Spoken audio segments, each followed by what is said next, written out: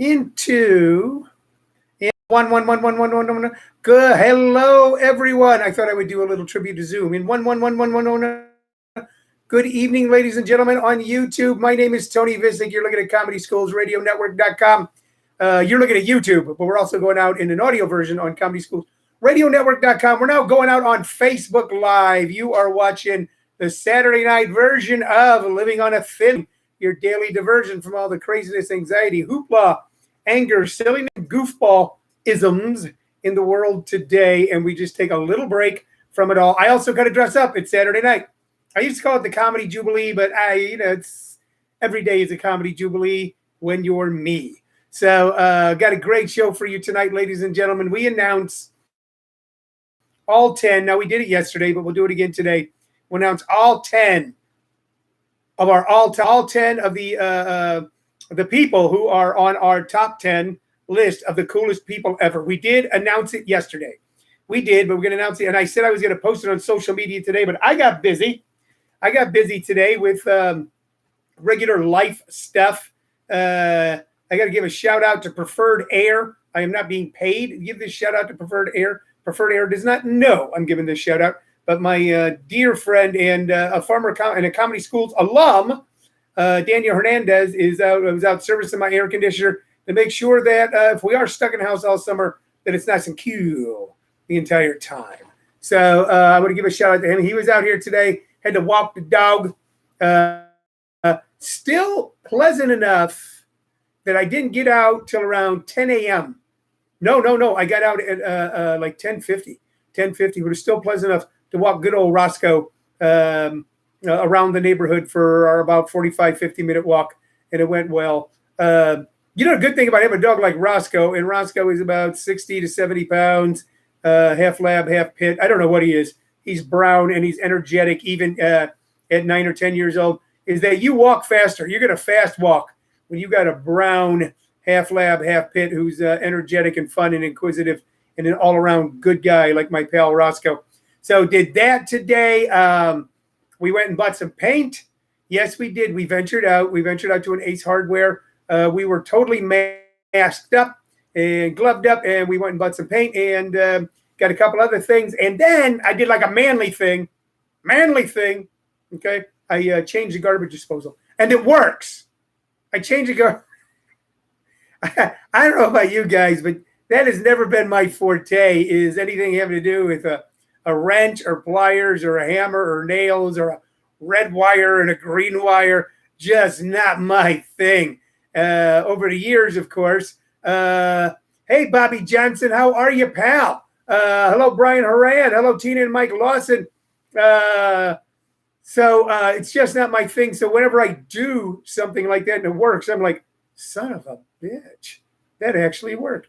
So good show for you tonight, ladies and gentlemen.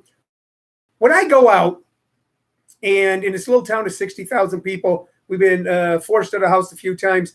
And I'll be honest with you, sometimes not so much forced as just went, okay, let's we gotta go to the store, and enjoyed going to the store.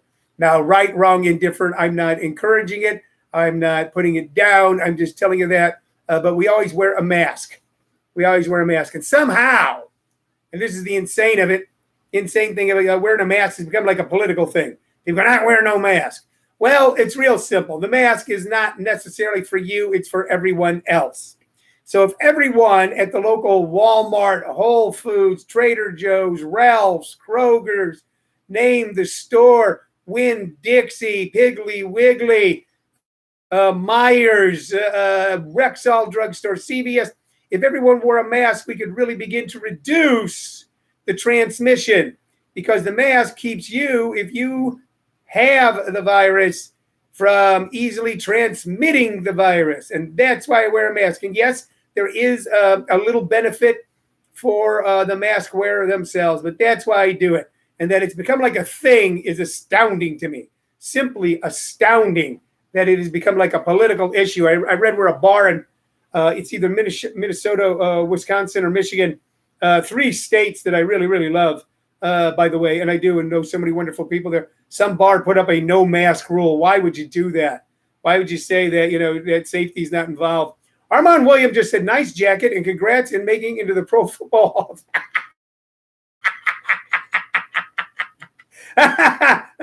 Funny. That was funny, Armand. Hello, Christopher Boardman. Congrats. And Tina and Mike Lawson, if you're still watching, I have a question. Okay, and I don't want to air it public, but someone named Lawson had a little bit of a health scare back there in Missouri. I got confused on it as I looked through it for Facebook. If it was either one of you, I hope that you are recuperating nicely. If it's some of you know, I hope they are recuperating nicely. If you know anything about it, you want to share it with me, I would love to hear about it, okay? All right, so I don't understand this mask thing at all, okay? And Brian Horan said, I helped my mom do a puzzle, mask on, it was great. Yes, yeah.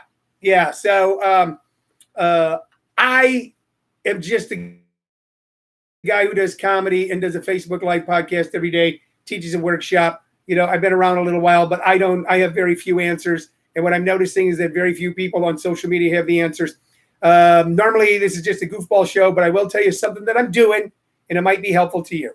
Okay, I have no control over the coronavirus, none whatsoever, none, zero.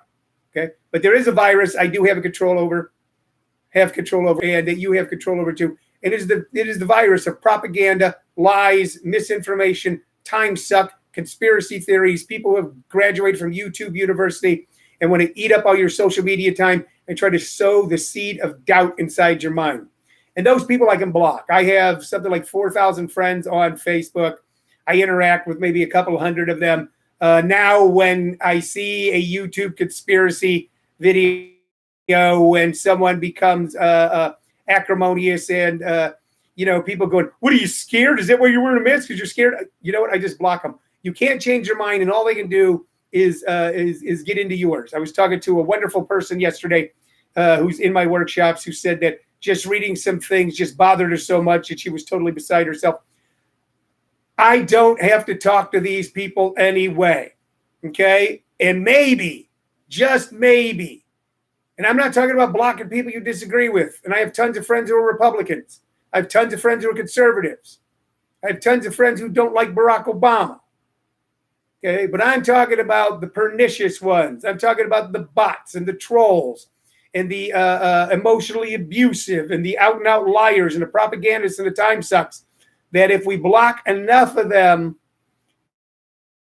maybe, just like with the virus, containing it, we'll be able to contain a little of the craziness going on in our world. Okay, doke. It's just something I'm doing. You don't have to. I'm just letting you know. Not blocking any of you. I love each and every one of you that watch this. I love each and every one of you on Facebook Live, YouTube, on the Comedy Schools channel, and ComedySchoolsRadioNetwork.com. Should I announce, and someone have to say yes, the final 10 of the list that we've all put together of the coolest people ever? Should I announce that now? One of you will have to say yes. I'll have to see a yes on Facebook Live. I'll have to see a yes on YouTube. I'll have to know that there was a yes on ComedySchoolsRadioNetwork.com. I hold here in my hand a piece of paper that contains the names of the 10. That not that I decided, but that we all decided together.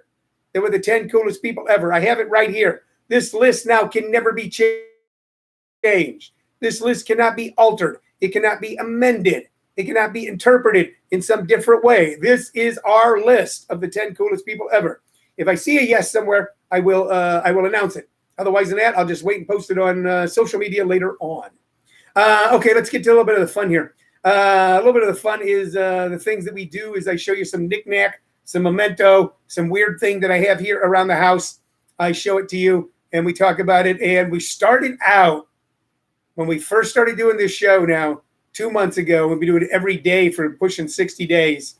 And I vowed not to stop. I vowed not to stop until this crisis passes.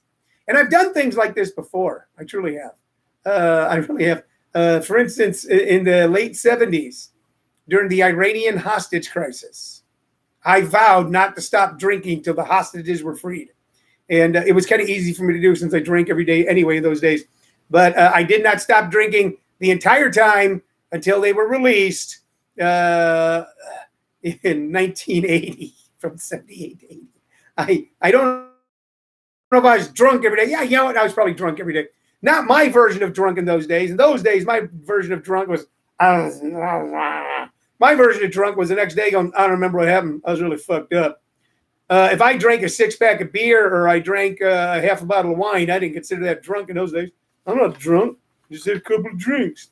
And my liver is thankful that I stopped doing that over 35 years ago.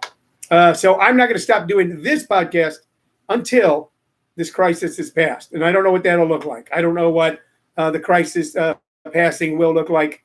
But I think we'll all kind of know it together. I got another question for you guys. If you want to answer it, here in the town where I live in Maricopa, kind of opened up the town. The casino down the street is open. They've opened some of the restaurants. You can eat indoors in some of the places. I know they haven't done that in California yet. They've done it in other states. They put up plexiglass, social distancing. When they do it, will you go?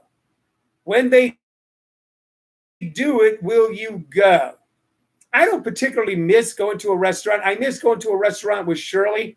My producer just happens to be my wife. I miss, just her and I dressing up a little bit. And even if we're just going down the road, going to a nice restaurant, I kind of miss that, and I miss going to California every month and visiting my family. I do miss that.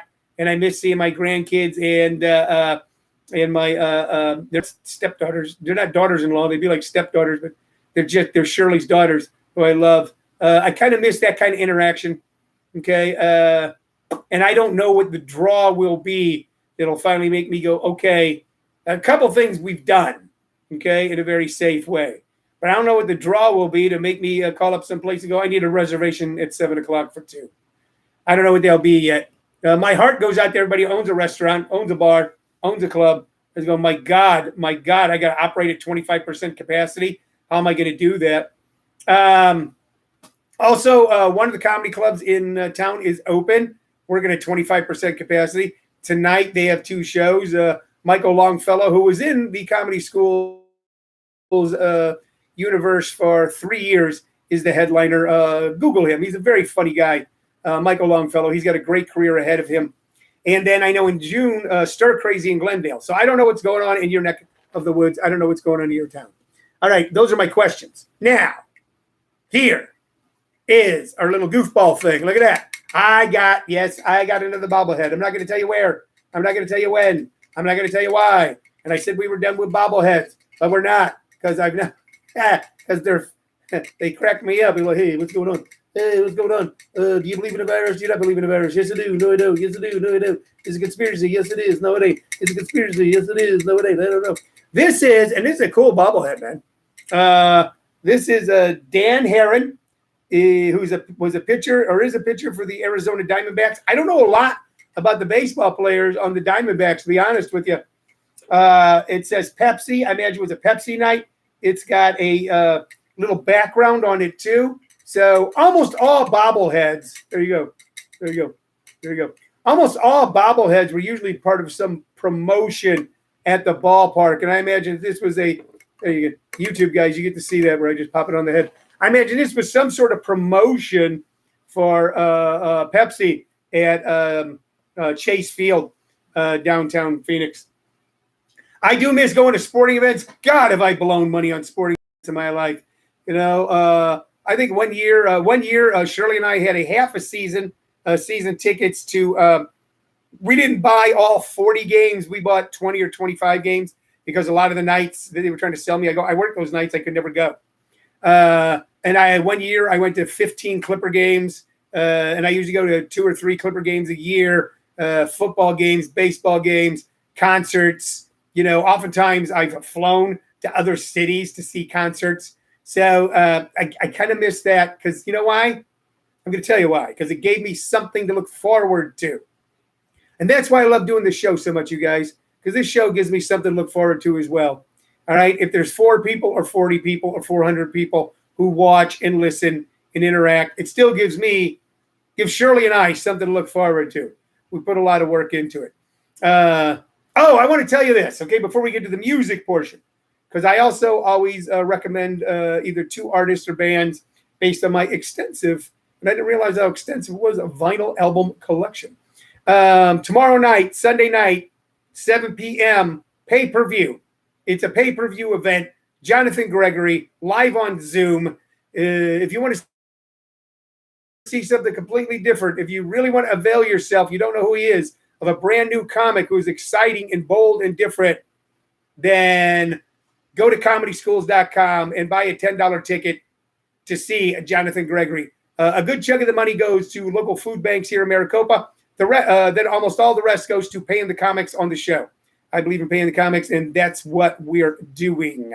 So I got that tomorrow at 7 o'clock. Also, accept no imitations. If you ever thought about doing a writing workshop, comedy workshop, stand-up comedy workshop, I got those for you, and they're all on comedyschools.com. I'm asking that you do it, okay? Okay. Okie doke. Rock and roll. Hoochie goo. Okay. The producer's moving around in the background. It always makes me nervous. It's like, what's going on? Did something happen? I'm going to recommend 2 pieces of music here. And I've got, here's a weird thing. I got to reach over and get them. I've got 1, 2, 3, 4. I had a hard time making up my mind what piece of music I'm going to, or what album I'm going to recommend. So I think I'll go silly because it's Saturday. I think I'll go silly fun with the first one. And here we go. Check it out. That's right. There you go. Stepping totally away from the world of rock and roll or rock. Stepping totally away and going into something completely different. We've got right here, ladies and gentlemen, Tom Jones live at Caesar's Palace. Tom Jones live at Caesar's Palace. Check out that album cover. Look at that. All the ladies hanging on Tom. If you look on the back, you can see he was the one who was famous for women would throw their hotel room keys and underwear at him while he performed. Okay? Tom Jones would never be accused of any sort of sexual harassment because he never got a chance to because they were harassing him. On this album is he never had a lot of hits. Although when I was a little kid, I was totally enamored. I mean, little, like 10, of the song "What's New, Pussycat." What's new, Pussycat? Whoa, whoa, whoa. And I bought that 45, and I owned it for a long time, and then it burnt up in a trailer fire. That's a different story for a different time. But I used to live in a trailer, and it burnt up. They burn fast. And Gary Upton, who is a regular viewer of the show, was in the trailer that night as well. Here are the songs. None of them were songs. Let's see. Dance of Love, never heard of it. Cabaret, okay, that's a standard from the musical Cabaret. Soul Man, the Sam and Dave tune. I Who Have Nothing, which Tom Jones kind of made his own. And Delilah, which was a big hit for him. Bridge Over Troubled Water, not a big hit for him. Simon & Garfunkel. My Way, all right. Paul Anka's song that became Frank Sinatra's song. God Bless the Children. Resurrection Shuffle. Another one of his big hits. She's a Lady. Then Till, High Heel Sneakers. And then a hit medley. It says hit medley. I'll Never Fall in Love Again. Daughter of Darkness. Love Me Tonight. And, of course, one of his biggest ever. It's Not Unusual. It's not unusual to be in love with anyone. Ba-da-da-da-da-da. Then he had a rock and roll medley. Johnny B. Good, Boney Maroney, and Long Tall Sally. So Tom Jones is a cool guy. Tom Jones, a Welshman, okay, who had big success in the 60s and then kind of disappeared for so many years, except in places like Las Vegas and that sort of thing. Great singer, fun songs. If you're looking for just a really kind of complete diversion for anything, Google Tom Jones and listen to dig up I You Have Nothing, which is really overwrought. Delilah, another really overwrought song. And then, of course, She's a Lady. Okay, and It's Not Unusual. You know what? And if you got an open mind and you got an open heart and you want to just have some fun, you'll find you really love that song. It's Not Unusual. It is a snappy tune. All right, so next I'm going to step away, and we're going to start doing this soon. I'm going to step away from the world of music. We still got a vinyl album. It's still a vinyl album, okay? But we're going to step away, and we're going to go with a comedy album, ladies and gentlemen, because I have an extensive comedy album collection. 2 guys who I loved when I was a little kid, still love now. Their show now runs on Sunday nights on a Nostalgia channel. Late 60s, they had the one of the top 10 or either #1 show in the nation on Sunday nights on CBS. But I loved them when I was little, when they used to be on the Ed Sullivan Show and all the other shows, variety shows. Here they are, the Smothers Brothers. This is a Smothers Brothers album, okay? And it is from early, mid-'60s, okay? And the title of this album is Mom Always Liked You Best. And when I was a little kid, their routine, where he would break down and go, Mom always liked you best, cracked me up and cracked me up to this day. Their timing was impeccable. They came from that interesting era where they were folk singers and comedians, when you had to kind of do both to really break through. And they did it with great gusto and aplomb. The bits on here are Mom Always Liked You Best, Impersonation, the 3-song, Little No Song and Dance, The Word I Used to Know by The World I Used to Know, poem by Robin McEwen, My Favorite Holiday by Dickie Smothers, You Could Call Me Stupid, We Love Us, Long Time Blues, Tattoo Song, Santa Claus by Dickie Smothers. Those were comedy bits. The Last Great Waltz and Reminiscence. They were and still are still, in my mind's eye, two of the funniest people in the world ever. They cracked me up. And they also were very brave in this, is that they had the courage of their beliefs. Because while they had the number one show in America, or one of the top 10, number one on Sunday night, they began to take a stance strongly against the Vietnam War. Strongly against the Vietnam War. They were opposed to the war, and they decided to use their platform as performers to write stuff, comedy stuff, that poked fun at what was the senseless policy of both the Johnson administration and the Nixon administration. And it took a lot of courage in their part. And how did it pay off for them? At one point, one of the people who worked in the White House was an old either Yale or Harvard alum, along with the head of CBS. And he called him up and said, what are you doing? We're trying to win a war, and you got these two guys on every night turning the whole country against us. You got to stop this. And at the height of their power, at the height of their funny, at their highest ratings, their show was canceled. The show was canceled. And though they worked again for many years, they worked in Vegas and they worked around and they worked high-end cruise ships and private shows. Even though they did all that wonderful stuff, they never again achieved the success they once had. Even in the 80s, early 90s, they brought back their show, but it wasn't the same. What was their show replaced with, ladies and gentlemen? Hee-haw. Hee-haw. But you know what? Nowadays, I don't think it's a bad show because I love Buck Owens. I love Buck Owens. So this album, Mom Always Liked You Best, was recorded live at the Flamingo Hotel in Las Vegas, Golden Bear in Huntington Beach, California, and the Troubadour in Los Angeles. That's back when comics used to break in nightclubs like that. The Troubadour. Okay, same place that Elton John became famous overnight in America, the Troubadour. So if you want to listen to something great, YouTube or Google the Smothers Brothers, all right? Tommy and Dickie, Mom Always Liked You Best, and be in store for a real treat for your heart and your mind and your soul. And also check your local cable listings and see if on one of the nostalgia channels they have their shows running, because you see cool stuff on it. You see bands that you loved when they were first becoming stars.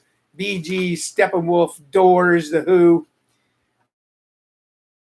All right, we're going to kind of wrap up here tonight, ladies and gentlemen. Okay. Do the top 10. Yeah, I'm getting to it. The producer just said do the top 10. All right, this is now for the record. This is for the record, our top 10. The top 10, the coolest people ever. The 10 coolest people ever. All right, number 1, Miles Davis. Number 2, Keith Richards. Number 3, you're tearing me apart. You know what? I'll do the impersonations, the bad impersonations. Number 1, Miles Davis. Yeah, man, just blow a horn. Yeah. Number 2, Keith Richards. Well, everything I did was just stole it from Buddy Holly. Number 3, James Dean. You're tearing me apart.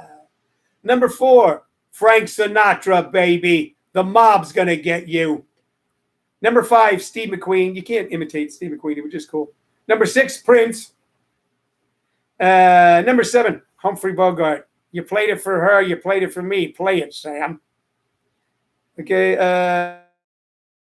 Wait, 1, 2, 3, 4, 5. That was number 7. Number 8, Jack Nicholson. Give me the bat, Wendy. Going to a Laker game. Honey, I'm home. Number 9, Billie Holiday. I don't have a good impersonation of Billie Holiday. Incredible jazz singer. Number 10. You know how to whistle, don't you, Steve? You just put your lips together and blow. That was Lauren Bacall, ladies and gentlemen. She rounds out the list of the 10 coolest people ever. 10 coolest people ever. Not decided by me, decided by you, decided by all of us together. Okay, that's kind of what I got for you tonight, along with the jacket. I got this jacket just for the show. We got a good joke out of it because what Armand Williams said as well. Appreciate it, Armand. I truly do, and I hope you are doing well, my good friend. Tune in tomorrow, 2 p.m. Tomorrow, 2 p.m., we're back at our regular time. And tomorrow night, 7 o'clock, Jonathan Gregory pay-per-view event on Zoom. Tony Vicich presents Sunday Nights Funnier. Go to comedyschools.com or my Facebook page, purchase tickets, and help out a local food bank and help out the comics get paid as well, okay? That's it for tonight, you guys. I'm going to barbecue. I hope you're doing well. I love all of you. I miss all of you. I'm going to see every one of you in person again very, very soon. That I believe, and that I promise you. The best is yet to come. All right, that's it. Thanks a lot. Good night.